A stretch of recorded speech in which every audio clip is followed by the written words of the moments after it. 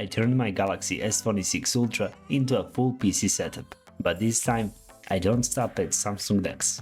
With one simple upgrade, I pushed DeX way beyond its normal limits, unlocking even more features that make it closer to a real computer than ever before. And even if you don't have a Samsung phone, I'm going to show you a method that turns almost any Android phone into a PC-like setup.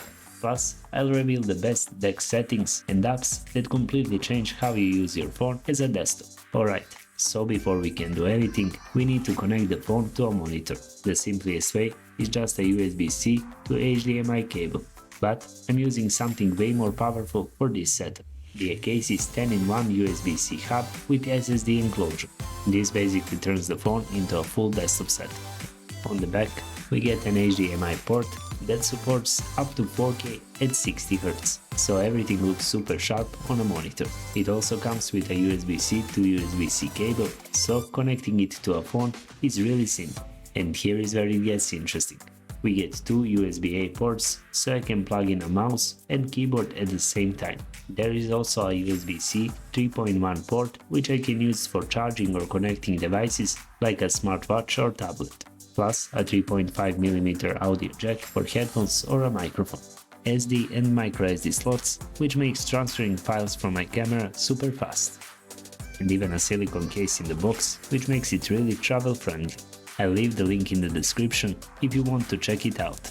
Now I'm using a Bluetooth Logitech keyboard, so I just connect it to the phone like normal. Next step is customizing the desktop experience. So I go to the settings, search for DeX and open it. From here, I go to more options, and this is where you can really shape how it feels. You can adjust pointer speed, scrolling speed, and even change the cursor size and color. I'm setting mine to white, so it's easier to see.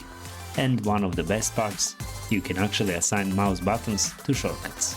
So I set my middle mouse button to open CapCut instantly, which makes editing way faster. Next, I set up my wallpapers. For high quality wallpapers, I use Unsplash, and for a gradient wallpapers, I use a site called Photo Gradient.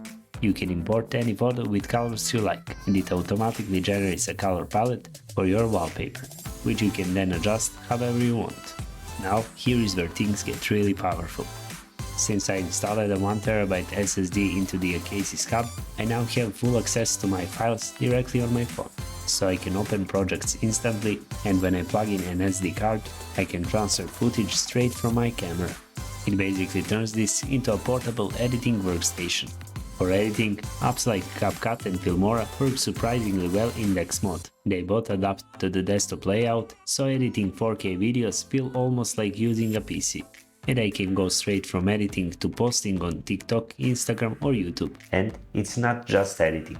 One app I really like is Milanote. It's perfect for organizing ideas, projects and content in one place. Think of it like a visual playground for your thoughts. You can drag, drop and arrange everything however you want. It makes brainstorming feel less like work and more like building something. Even Samsung Gallery becomes more powerful on a big screen. You can use Galaxy AI for photo editing, and it just feels more natural to use. So overall, this setup handles everything: editing, browsing, watching videos, and even content creation. It's honestly crazy that all of this is coming from a phone in my pocket. Even if you don't have a Samsung phone, there is still a solution.